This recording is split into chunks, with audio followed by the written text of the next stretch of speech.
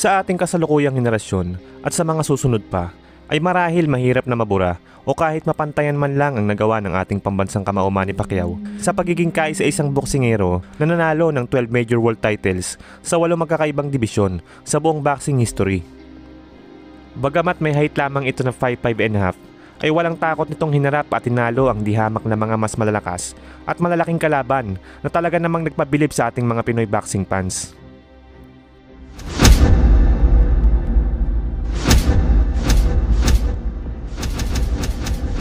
Kaya naman isa ito sa maituturing na GOAT o greatest of all time sa ating kasalukuyang panahon. Kahanay niya sina Muhammad Ali at Sugar Ray Robinson at iba pang mga boxing legends. Kaya naman sa bidyong ito ay ating babalikan ang 10 pinakamalulupit na knockout ni Manny Pacquiao sa kanyang buong professional boxing career.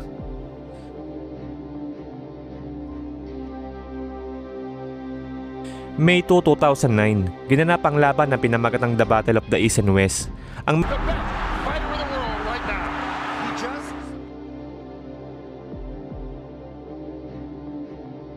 Ayon sa dating katrabaho at conditioning coach ni Pacman na si Alex Ariza, ang laban ni Manny Pacquiao kontra kay Miguel Cotto ang masasabi niyang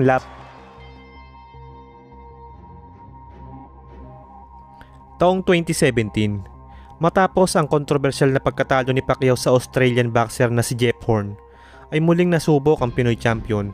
Kung meron pa bang natitira sa kanya bilang isang fighter, sinagupa nito ang napakadelikado at kinakatakutan na boxer sa Argentina na si Lucas "The Machine" Matthysse.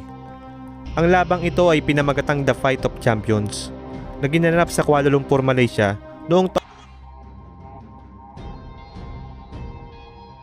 taong 2003. Nang mabigyan ng isang malaking break sa kanyang boxing career ang ating pambansang kamao Manny Pacquiao nang sagupain nito ang African superstar na si Lelo Ledwaba.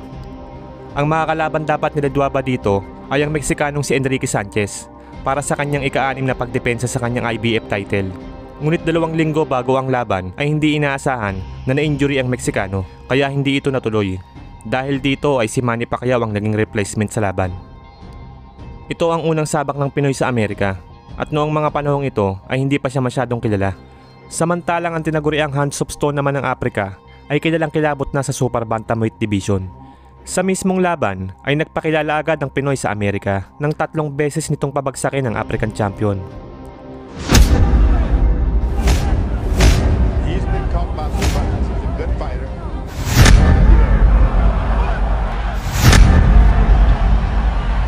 Yeah, and Joe Cortez has seen enough. That's a TKO victory for the very impressive Manny Pacquiao, who takes a good fighter and just takes him apart with power shots. That's what we're talking about! Taong 2002, nang makaharap ng ating pambansang kamao Manny Pacquiao, ang Colombian boxer at dating Olympic bronze medalist, former 2-time bantamweight world champion na si Jorge Eliezer Julio. Ang labang ito ay ang ikalawang pagdepensa ng Pinoy sa kanyang titulo na IBF World Super Bantamweight title. Sa mismong laban ay hindi umubra kay Pacman ang pagiging Olympian at former champion nitong si Julio, sapagkat sa unang round pa lang ay pinaramdam na agad ng Pinoy champion ang lakas nito matapos magbitaw ng isang malutong na left uppercut.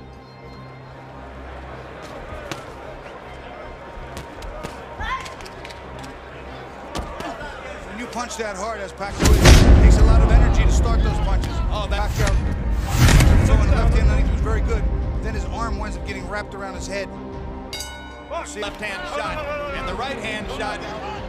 I'm saying it takes a lot of energy to start those punches. If you don't. Sa round 2 ay kitang hilo pa ang Colombian fighter, kaya naman hindi na nagpatumpik-tumpik pa ang Pinoy at sinamantala na ang pagkakataon. 2 beses nitong pinabagsak si Julio bago tuluyang tinapos sa huling segundo ng round.